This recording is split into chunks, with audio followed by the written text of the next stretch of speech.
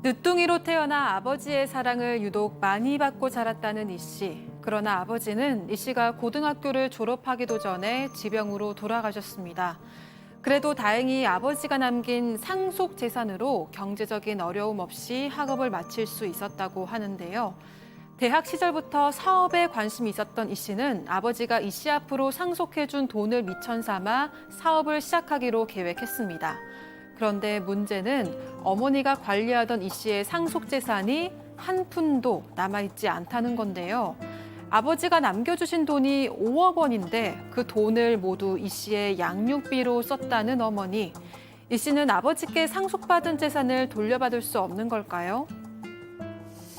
자, 일단 백다희 아나운서한테 하나 질문 좀 할게요. 사연자처럼 뭐 유산 5억 뭐 이런 억대의 돈은 아니더라도 보통 그렇잖아요. 우리 어렸을 때 명절 뭐 이렇게 돈 받으면 용돈 받으면 그거 부모님한테 맡겨놓고 그렇게 해서 부모님한테 돌려받은 적 있나요? 세뱃돈이나 명절 용돈을 제가 뭐 쓴 적도 있고 부모님께 선물을 사드린 적도 있고 엄마께 맡긴 적도 있는데요. 정해진 방법으로 관리한 건 아니었지만 전 기억에 남는 이야기가 하나 있습니다. 초등학교 때 엄마가 파마하시겠다고 제 세뱃돈 5만 원 정도를 빌려가신 적이 있는데요. 결혼할 때 돌려주시겠다고 하셨는데 다른 돈은 몰라도 결혼할 때 그 용돈은 재미있는 추억을 함께 이야기하면서 꼭 받겠습니다. 예. 그러니까 뭐 이렇게 방송이 재밌게 하기 위해서 이제 뭐 이런저런 에피소드를 얘기하는 건 좋은데 지금 그 우리 백다희 아나운서 어머님이 울산에서 우리 딸 또 오늘은 뭘 할까 이렇게 하면서 막 TV를 보고 계실 텐데 당신의 치부를 저렇게 초등학생한테 5만 원 빌려가지고 펌을 하셨다니까 지금 막 이 TV 보면서 막 소스라치게 놀라고 계실 것 같다는 안 그렇습니까, 박 변호사님? 저 얘기를 굳이 방송에. 나 좀 걱정돼서 하는 저는 소리예요, 사실 지금. 저희 또 뭐 좀 이따 얘기하겠지만 제 아이들한테 좀 몇 번 그랬거든요. 어허. 불안합니다. 네. 자, 백다희 아나운서 다시 한번 좀 잡아주실래요? 들어갔나요? 네, 들어갔어요. 들어갔네. 괜찮겠니? 자, 알겠습니다. 그럼 뭐 알아서 해결하시고요. 자, 우리 가족 여러분들 이런 경험 저도 있어, 저도 결국 못 받고 어머님은 뭐 돌아가셨는데, 자, 이게 중요한 게 아니에요. 자, 일단 여기 사연 같은 경우는 아버지가 돌아가셨네요. 네, 그 이 씨의 부모님은 40 넘어서 뒤늦게 이제 귀한 이 씨를 낳아서 키우셨는데요. 굉장히 귀하지만 또 버릇없이 자랄까봐 엄하게 키우셨다고 합니다. 누구보다 이 씨는 부모님, 특히 아버지의 사랑을 많이 받고 자랐다는데 안타깝게도 아버지는 50대 중반에 지병을 얻어서 환갑을 넘기지 못하고 일찍 돌아가셨다고 합니다. 자, 그런데 다행히 뭐 이게 다행이죠. 상속 재산이 있어서 네. 큰 어려움은 없었다. 이 아버지가 가족력이 있었던 것 같아요. 뭐 고모라든지 큰아버지, 할아버지 다 암으로 돌아가셨기 때문에 그 암에 대해서 아마 좀 준비를 했던 것 같습니다. 혹시나 하는 마음에 보험에 많이 드러났고요. 다만 이 보험금을 아들이 좀 받을 수 있도록 아들한테 또 상속할 계획을 많이 세워놨던 것 같아요. 그거 말고도 보험 말고도 현금 5억 원을 또 아들한테 따로 상속하도록 유언 등의 조치를 취했던 걸로 보입니다. 자, 이게 진짜 아버지가 이 따로 상속해 주신 5억 원. 그러니까 어머니한테 관리를 뭐 그렇죠. 당연히 소장님이 5억 원을 이 어린 아이가 관리할 수는 없으니까. 네, 그렇습니다. 암 보험도 있었고, 퇴직금도 있었고, 여러 가지 금융자산도 있고, 아버지께서 꽤 경제적으로는 안정이 되셨던 분 같아요. 근데 당연히 이거 관리는 엄마가 하시는 거죠. 미성년자였으니까. 그래서 이제 엄마가 다 이제 입출부 카드도 어머니가 갖고 계시고, 완전히 어머니만 믿고 있었는데, 이 아들은 항상 이런 생각이 있었답니다. 나는 비록 아버지는 안 계시지만, 그래도 아버지께서 남겨주신 그 목돈이 있으니까, 나중에 내가 정말 하고 싶은 게 있으면 이 목돈으로 할 수 있을 것이다 라고 생각을 해서 마음 한켠으로는 이제 아버지가 계신 것처럼 좀 든든했었다고 합니다. 예. 자, 이 질문 제가 팀장님한테 드려야 될 것 같아요. 보통 지금 뭐 아드님, 따님 이렇게 있을 수 있죠. 그렇죠. 근데 이미 다 장성하셨잖아요. 방송했죠. 자, 근데 이제 어렸을 때 뭐 이렇게 세뱃돈이든 뭐든 받아서 이렇게 사모님이 혹시 관리하셨나요? 그렇죠. 어허. 그 아이들이 세뱃돈 받게 되면은 왜 이렇게 좋아하셔, 근데? 저는 노타치 받은 적이 없어요. 노타치. 예, 어, 저희 노타치. 와이프가 받습니다. 그 차곡차곡 챙겨줬어요. 근데 우리 와이프는 정확하기 때문에 나중에 그거를 적금에 넣어가지고 아이한테 돌려준 것으로 저는 알고 있어요. 그렇게 말했으니까. 보신 건 아니죠? 그렇게 들으신 거죠? 저는 그렇게 말하면은 저는 와이프를 믿습니다. 사람을 믿어야 사는 거 아니겠습니까? 그거 걱정이 되네요. 예? 왜 같이 사는 사람 말을 못 믿습니까? 믿어야지. 아닐 겁니다. 예. 네? 지금 천송이님이 뭔가 좀 냄새가 나는데 지금 그런 말씀하시네요. 알겠습니다. 자, 아무튼 지금부터 일단 이 씨가 성인이 됐습니다. 어렸을 때 이제 아버지를 잃고 어머니가 그걸 사실상 관리를 해주시다가 성인이 됐어요. 이제 이 목돈이 필요한 상황이 됐습니다. 이 씨가. 네, 이 씨는 대학교 시절부터 취업보다는 사업에 관심이 많았었는데요. 그래서 각종 아르바이트, 인턴은 물론 스타트업 공모전에도 많이 참여하는 등 나름 굉장히 착실하게 사업 준비를 해왔다고 합니다. 그리고 드디어 마음이 맞는 대학 동기 3명과 함께 각각 1억 원씩 투자해서 사업을 시작하기로 했는데요. 이 씨는 아버지가 물려주신 돈 중에 1억 원을 사용할 계획으로 사업 구상에 최선을 다해서 준비했다고 합니다. 자, 그런데 지금부터가 중요합니다. 엄마를 믿고 잘 관리를 해 주시겠지 하고 무럭무럭 자랐던 이 씨.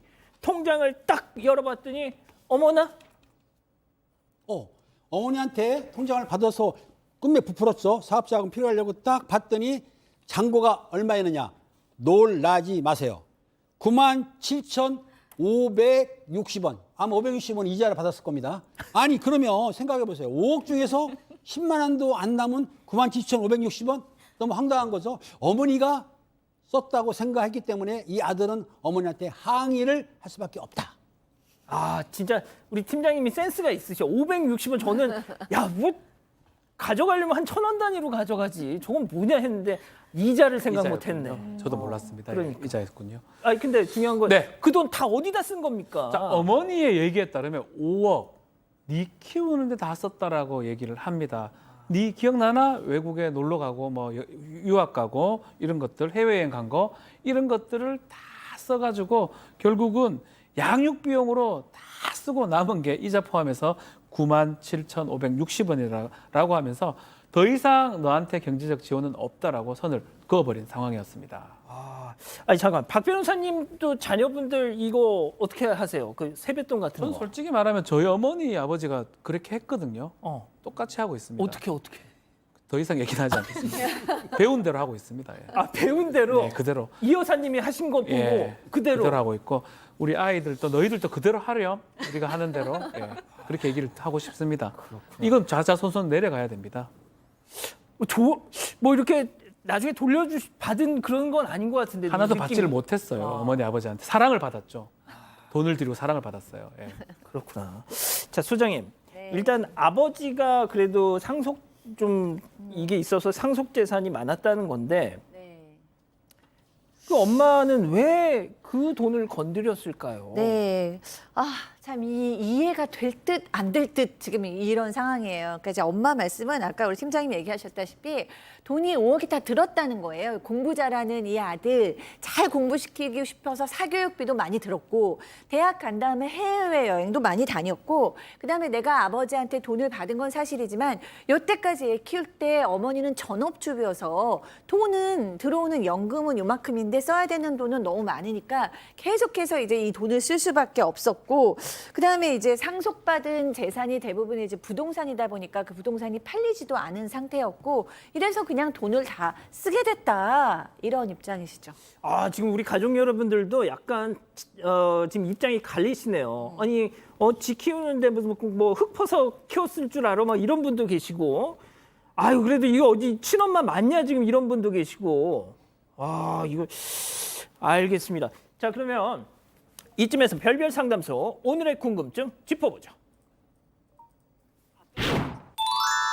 자, 어릴 때 아버지께 받은 상속재산 어머니가 다 이거 조금 그 이자 몇십 원 남은 것까지요. 17,560원 정도 남아 있는데 이거?